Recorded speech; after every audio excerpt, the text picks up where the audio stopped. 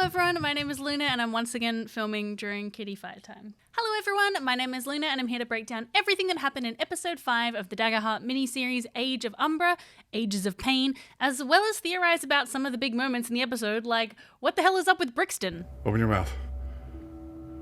This video is brought to you by my patrons. A huge thank you to all of these wonderful people and a welcome to new patrons Sebastian, David, and JP. If you would like to support the channel, you can sign up at patreon.com/Luboffin. Supporters on the $5 tier receive some bonus videos. I just put one out where I prepped for a session 0 of my own Daggerheart game, and I'm currently working on a vlog of my trip to see Critical Role live last week. There's a link in the description if you want to check it out. Before we dive into the events of the episode, let's look at the new features and abilities all the characters have, because they have leveled up to level 2. If you prefer though, you can use the chapters to skip straight to the recap. Leveling up in Daggerheart is pretty cool because there is a lot of choice about what you can do. You know, I think those of us that have played D&D have all experienced the feeling of, yay, we leveled up, only to realize that there isn't actually much to change or things to pick from. So in Daggerheart, you're always going to have plenty of options. These options are called advancements, and the neat thing about it is they are listed right on the character sheet, so you don't need to go look them up, they're just right there. You can only choose an advancement once, and when you do so, you cross out the box.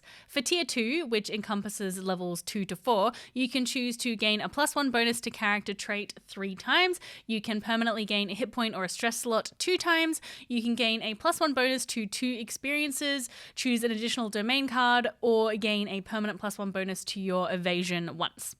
Each time you level up, you can pick 2 of these advancements. As well as the advancements, the players also receive at level 2 a new experience and a +1 bonus to proficiency. Proficiency impacts how many damage dice you roll on an attack, so if your weapon does d8s and you are level 2, you would roll 2 d8s. There's also a +1 increase to the character's damage thresholds, and they get to pick a new domain card. Alright, with that explanation out of the way, let's look at what each character took for their level up. Sam, for Snakes, took an additional domain card, so he chose Conjure Swarm and Nature's Tongue. He also increased some character traits and chose the new experience, Horny. Not in the way you think. Sure. I mean, I have a horn and I can do things with it. Oh, okay. A new horn, or It's just always the ones? been there. Oh, okay. Taliesin, for August, picked the domain card Book of Vagrus, which has the spells Runic Lock, which can lock an object magically so that it can only be opened by designated people, Arcane Door, which creates a portal that one creature can pass through, and Reveal, which detects anything magically hidden. He also increased his evasion, instinct, and knowledge, and then picked the new experience Sticky Fingers. Marisha, for Brixton, chose to increase strength and agility, and took an additional domain card giving her Forceful Push, which pushes back a target, understandably, and Body Basher, which deals some additional damage with weapon attacks. She also chose the new experience Graced by the Gods. Okay. So anytime that I'm like, this is destiny, I can use that. And I'm going to... So annoying. I know. Yes.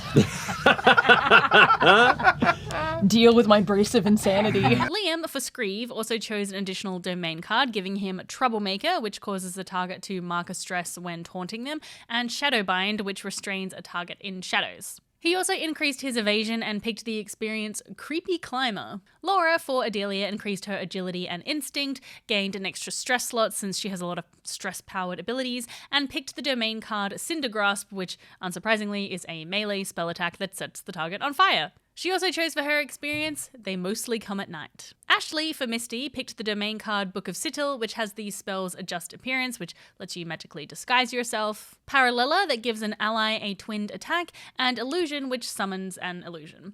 She also chose to increase her evasion and gain an additional hit point slot, which, given the events of the episode, thank God she did, because it probably could have gone even worse than what it did already. And she chose the experience Pick on Someone Your Own Size, reflecting Misty's instinct to try and protect those around her to her own detriment. And lastly, Travis for Idol took 2 domain cards, Healing Hands, which does increased healing since it's level 2, and Final Words, which is like Speak with Dead. He also increased his strength and finesse and chose the experience Shining a Light in the Dark. So with all of the level up details out of the way, let's jump into this episode. Following the Hive Collector's attack last week, the party begin running through the Screaming Forest, trying to get away from the Hive. Matt sets up a dynamic consequence counter, which is when the GM picks a number to start the countdown on, and it ticks down based on the PC's actions, in comparison to a standard countdown, which ticks down every time a PC rolls, regardless of the outcome. This countdown starts on 4. Snicks leads the group through the forest, but fails with hope, causing the countdown to tick down twice, and the forest begins to rumble around them. The forest creatures here, twisted and mutated by the screaming forest, begin stampeding towards the group. Screeve, with his new creepy climber experience, tries to show the group how to climb up the trees out of the way of the stampeding creatures, but they all roll so poorly and are trampled over. Screeve continues to climb up the tree and see if he can see anything coming, but with a failure, the countdown timer ticks to 0. The consequences don't kick in just yet, and the group continue until they come across a massive sinkhole, one of the ever-shifting sinkholes that move across the landscape, appearing out of nowhere. This was a landscape feature created by Sam in the Session 0 and was the location where he lost his beast companion friend, Wampa. You have flashbacks of the last one you encountered. I do. That took away your companion in that travel. Yes. But here, as you rush up to the edge of this massive sinkhole, Sam later says that Wampa was a miniature elephant that he used to ride place to place in his work as a messenger. That's so cute. As they work out the best way to get around the sinkhole, a buzzing sound fills the air and the group behold 2 hive collectors, a royal escort, carrying the swollen arachnid form of Mother. August. Queen Mother. You are my favorite experiment. I'm glad you're home. Kill the rest. Oh god, I want to run. Yet another incredibly cool and creepy mini. Last week I thought, or I guess I kind of hoped, that the group would get captured and taken to the hive where they would meet Mother, but it's pretty exciting that she was like helicopter dropped into this fight. And you know, it's a good way for August to have that chance to confront his past without it eating into a lot of the time of the adventure, because you know, we only have 8 episodes realistically, and the main focus is going to be on getting the Blessed Branch. So a detour to the hive, you know, might end up taking too much time. That could probably be a whole little mini-series in of itself, really. The battle between the party and Mother begins, and she has some nasty abilities, especially one called Surgical Accuracy, which activates when she does an attack. Matt rolls a d6, and on a 4 or higher, the target's evasion is halved. Pairing this with an AoE glaive attack called Sweeping Incision, this proved to be deadly. Misty, in particular, took many heavy hits as she stood in front of August to protect him. She's almost immediately downed on the first attack, but Brixton took the damage for her using I Am Your Shield. The old gods are with you. That is true. That is true. Not today. What's that old god's name? Yes. Not today, Ratu! Not today! Unfortunately, though, Misty is targeted once again and goes down along with August, who has to choose a death move for the first time. It's up to you. It's up to you. Yeah, I think I got to roll for it. all right, do you want to roll on the table or do you want to roll on your... Roll on the table, roll on the table. And say it again. Man, It's got to you be. both made the pull. Hope has to I be higher said than fear, right? Hope just has to be higher than fear. Oh, dear Oh my god, I don't like this. I don't like this at all. I don't like it. I don't like it.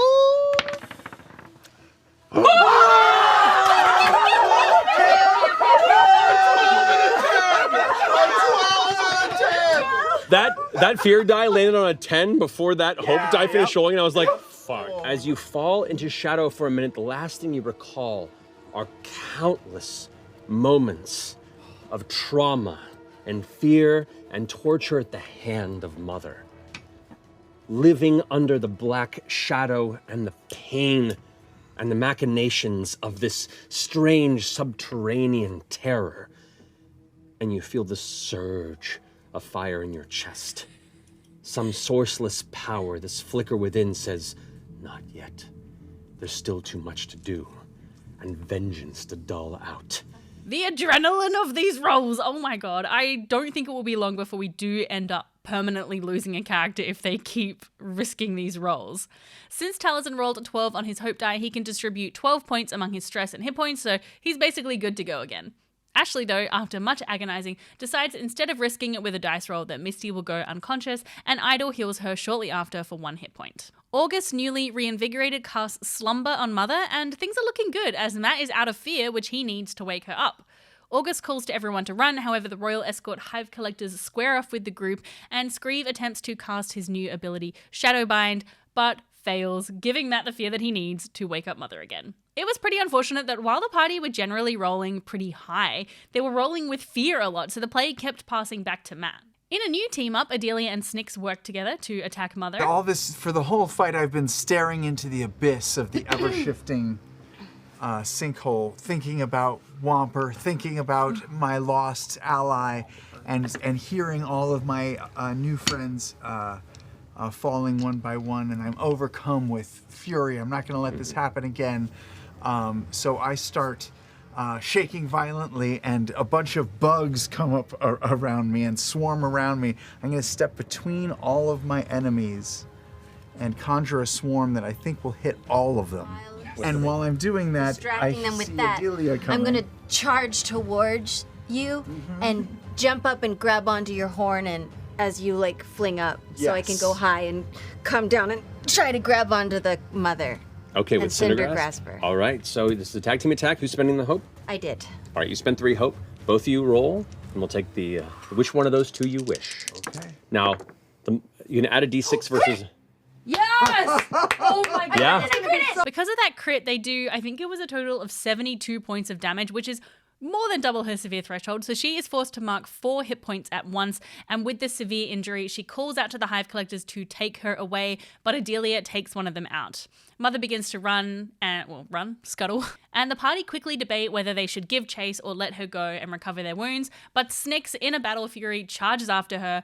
And once again... Well, her major threshold is 8, but she has 1 hit point left. How do you want to do God! this? Thank again! You did it again! You are the Slayer! You are the chosen one! Rambo! You are the deadliest thing in the Idle Halls.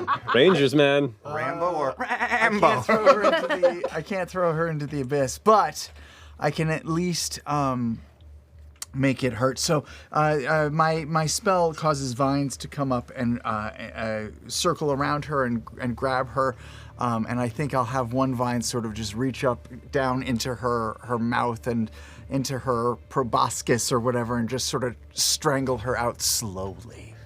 As you watch her go, like jutting and like climbing up over the rocks, trying to escape, unable to take the flight that normally her elites carry her through on the overland passage of the Screaming Forest. Suddenly her back leg tugs, and another one, as the forest comes alive beneath her, not to impede you, but to impede her. As it clambers up her body, she begins to struggle. Tosses the halberd to the side, into the ground. It kind of shakes as it impacts, tries to pull away as it curls up into her mouth. And you, as you're focusing on this, your connection with the corrupted nature of this land still strong, you hear the sound of Whomper vanishing into the shadows below. And that pain causes you to well that magical connection up as you slowly draw the life from Mother. And with that, end the previous matriarch of the house. I mean, at this point, it's just becoming almost silly how often Snicks has gotten the how do you want to do this? It's just wild. I don't know, it turns out him talking a big game was because he does actually have big game, I guess. The last remaining Hive Collectors flee, and this time they do let it go. And as they catch their breaths, August goes over to the body of Mother, this creature who caused him so much pain and trauma, and he takes out his needle and begins autopsying it. Peeling back the layers of chitinous armor, he discovers that inside is a more humanoid skeleton and realizes that Mother was once a humanoid who has been twisted and warped into this creature for the Hive. He also realizes that someone else somewhere will probably be mutated and a new Mother will rise again. He asks Misty if she would be up for returning to the Hive once they finished helping Despelok to completely burn it out and free all those trapped there, and Misty agrees. August, once he's finished inspecting the corpse, asks Adelia to burn it with her magic, which she enthusiastically does. Brixton examines Mother's glaive. It's massive and too big for any of them to wield, but on closer inspection she realizes that it's actually a smaller weapon that has been built into something larger, with wax and resin and bones. She strips all of that off and turns it into a usable two-handed weapon that does D10 plus 4 damage and has the feature Scary. On a successful attack, the target must mark a stress.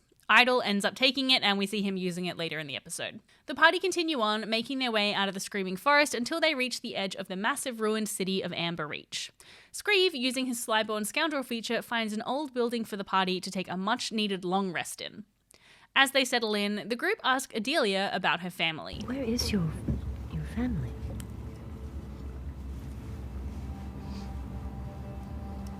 Mostly gone. Although some of them might be alive, I suppose. Why are you not with them? Well, the bad men were killing some, and said we could go with them. But looked very dirty and had bad manners, so I ran away. We later learned that these people, saying that they could go with them, were members of the Damask Queens, a group of raiders and marauders. Matt emphasized that crossing the Damask Queens ended in one of only two ways: you either join them or die. In particular, these people attacking Adelia's family served Yuri, the Emerald Queen, and some of Adelia's family did choose to go with them, so they could still be alive and in her service. Speaking of services, you'd be doing me a solid service by subscribing.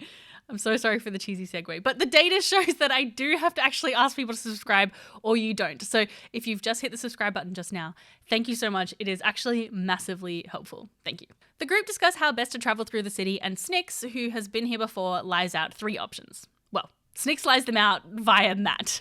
The first way is the fastest. It's to go over the Empyrean Bridge to the Astro Foundry. However, that way is very exposed and could lead to unwanted encounters.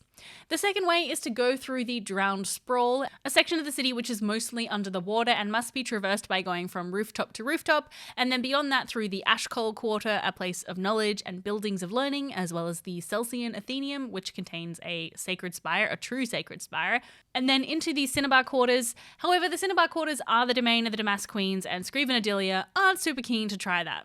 The last way is to go through the Basilica Quarter, which is where many of the old temples and places of worship are. However, Snyx has some unfinished business there. Someone from there hired him to deliver a package to Okros, which he never ended up delivering. He's never opened it despite still carrying it with him, and the group urge him to open it and see what's inside. He eventually acquiesces to be kind of knocked out by Idol so that he can have plausible deniability and say that he never opened it, and August opens the box. Inside is a beautiful gleaming scepter of black and gold, identified as the Scepter of Elias, and also, you noticed, resting next to it in the box is a black tongue. Ooh.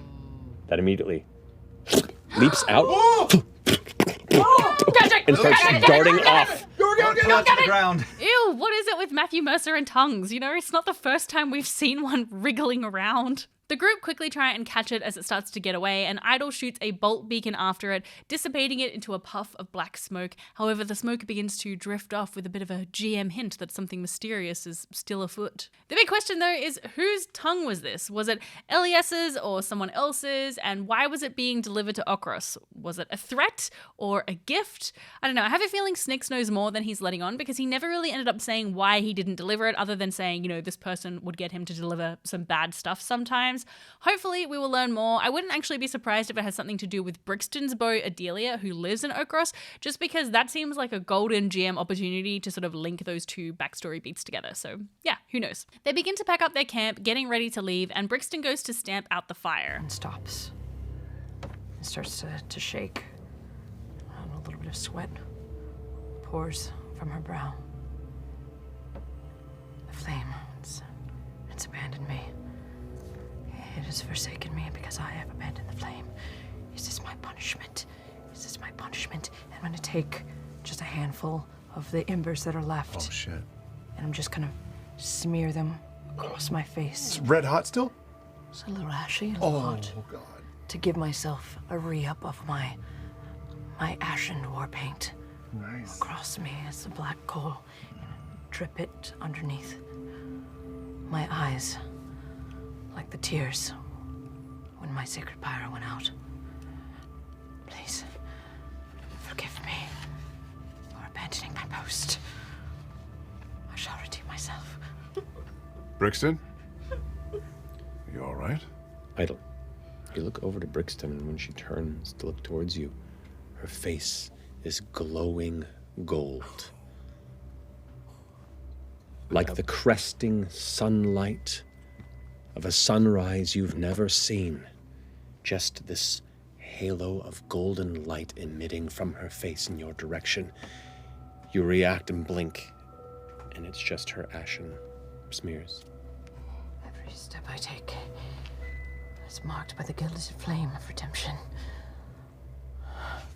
I rush over, I grab her face. I turn her head. Open your mouth. She opens her mouth, and for a second, her entire face just becomes a void of black. And you feel, and as you jump back and blink once again, it's just her face. What the fuck?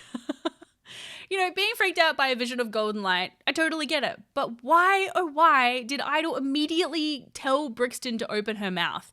At first I was just wondering if it was a kind of like fear response after what happened to Erin, maybe checking Brixton's mouth to see if she had inhaled Umbra or something. But I think it probably has something to do with his backstory, mainly because Matt was so quick on the draw to have a response of like what it looked like. But also we know in particular about Idol's mother that she was a woman of faith who believed in the gods despite their leaving. And we also know that his former settlement fell, and we can presume that that is when his mother died. So I wonder if he perhaps saw a similar vision like this with her, or I don't know, maybe something came out of her mouth, some Umbra thing. It could also be that Idol has been granted a divine vision of Brixton, showing that graced by the gods experience that she is going, that she does have this connection to the divine, and perhaps the dark void is that of death, of the death god Aratu. I don't know. That's my theory so far. But if you have any juicy theories, please let me know in the comments because this was tasty and I want to hear more ideas. Brixton asks what he saw and if she is cursed, but Idol just shakily says no, she's not cursed and they need to get moving. They head towards the Drowned Sprawl, a very haunted section of the city where ghosts of soldiers and fallen civilians float ominously through the mist.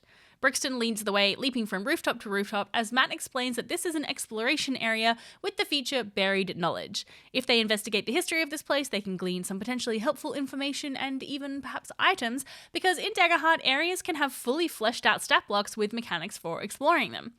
This area appears to be using the Haunted City stat block, or at least a tweaked version of it. It shows the outcome of exploration rolls, possible adversaries, as well as the feature that's particularly relevant here, Apocalypse Then. The GM spends a fear to manifest the echo of a past disaster that ravaged the city. Activate a progress counter of 5 as the disaster replays around the PCs. To complete the countdown and escape the catastrophe, the PCs must overcome threats while recalling history and finding clues to escape the inevitable. This is such a cool game mechanic, and we saw it come into play as the ghosts of the Drowned Sprawl relived the riots that occurred after the gods left, with soldiers fighting and rioters looting and burning things. But unfortunately, I feel like the execution of this game mechanic in this instance wasn't great, and I think that really just comes down to the players being used to sort of one D&D playstyle and taking a while to pick up that this wasn't just a combat, there were other options open to them. I mean, for 10 years, a map going down meant it was combat. Keep hitting everything until it dies. And unfortunately, they didn't all understand until a decent partway through this encounter that the countdown going down was actually a positive thing. The timer's at 3. I'm going to, Because I ticked it down one? Correct. Which is good for us. No. Yeah. Yeah, this is your progress clock. Like there's a consequence clock and a progress clock. I should have probably clarified that previously, but there's a progress clock is you working towards a goal. A consequence clock is advancing towards a consequence. Countdowns are a big part of Daggerheart, and we have seen Matt use them a lot already, but yeah, it's clearly something new that the group are still getting used to, and Matt, I suppose as well, making it clear what kind of a countdown it is. So as they are engaging this area, they spend a lot of time fighting the ghosts, but there are some moments of exploration, such as Misty using her magic hand to uncover a chest containing either a robe or a cloak or something, hopefully we'll find out next week, as well as investigating an old house of worship. She also used her new illusion spell to create a vision of the god king Othedius to command the soldiers to stop, calling on her memories from the before times. You see a beautiful blue sky and sunlight shines down upon some sort of celebration. You see all manner of flower petals around, and you just focus on a faint image. He's too far to make out the details, but you see an older, bearded gentleman adorned in incredible golden and silver armor with a long gray and blue cloak, and you recall that image and you put it into the water over there, and this bit of image and knowledge sends this illusion into that area, and you watch as the spirits over here that were getting their bows ready turn and go, "The king." Snyx also deceives the ghosts. I'm going to hold up the scepter of Elias and announce to all the soldiers, "It is I, Elias, holy priest of the old god, the current gods." Because we're in the old days. Yep. We're all alive. "Rioters! More rioters are to the east! Go! Find them! Protect my faith! Put down the heretics!" That's us. Make That way! Amazingly, with some prestidigitation assistance from August and a rally die from Misty, this works and the countdown timer goes down again. Finally, Adelia finishes off the ghost captain who has been commanding the ghost archers and resummoning them. Magic, damn. Oh.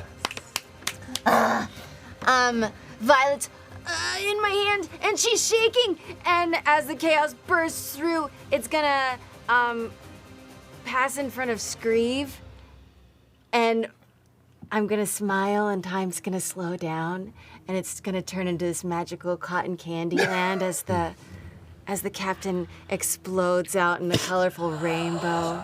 And then Brixton taps into her own adoration and obsession with the before times and bangs her sword on her armor, saying she is now their captain. Her fervor is such that for a brief moment she is possessed by one of the ghosts of the past. And you see a strong human woman standing, short hair and a cloak that flaps in the spectral breeze as she shouts out, "Let us not fight. It is the lack of faith that forces us to kill kin. These riots, this bloodshed will be the end of us all. It is the God King that hath forsaked us, not the gods. We must shoot."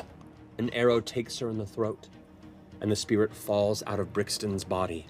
The ghostly riot dissipates and the path forward to the Ashcool Quarter is now clear. I hope we get to see another instance of an encounter with a big environment stat block like this one, because if the players engage with the non-combat elements of it a bit sooner, I think it will be really interesting and fun to watch. Something that I was thinking about what I might implement in my own Daggerheart games is having a different color die for either consequence countdown or a progress countdown, just to kind of have a visual reminder for myself and the players.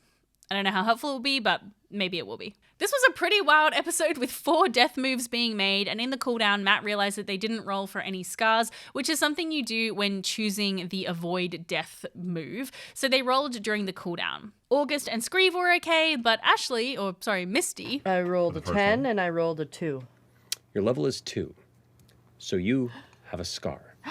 Permanently cross out one of your hope slots.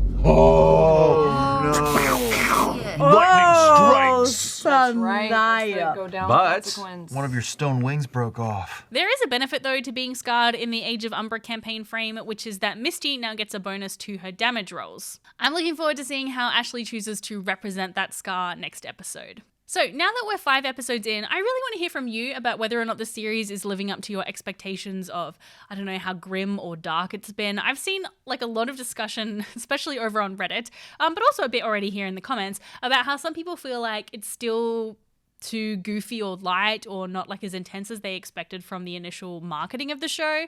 Please tell me your thoughts in the comments, because next week I want to talk about them and sort of get an overview of how people are feeling, as well as share my own opinion about it. Lively discussion is encouraged in the comments, but please remember to be respectful and it's okay to have differing opinions. I'm very much looking forward to reading your thoughts, and I will see you all in 2 weeks as Critical Role is on a break next week. But if you want somewhere to hang out and chat Critical Role stuff in the meantime, you can jump into my Discord. There is a link in the description below.